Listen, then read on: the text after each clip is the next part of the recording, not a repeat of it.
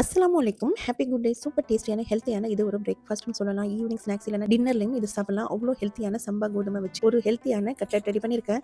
இப்போ ஒரு பேன்ல 1 கப் அளவு சம்பா கோதுமை எடுத்திருக்கேன். இதில் லைட்டா ரோஸ்ட் பண்ணிட்டு, இதில் 1 கப்புக்கு 2 கப் அளவு தண்ணி சேர்த்து, உப்பு சேர்த்து லைட்டா மிக்ஸ் பண்ணி நல்லா குக் பண்ணி எடுத்துக்கோங்க. நல்லா குக் ஆன அப்புறம் இந்த அளவுக்கு வந்த அப்புறம் நல்லா ஆற வச்சுடுங்க.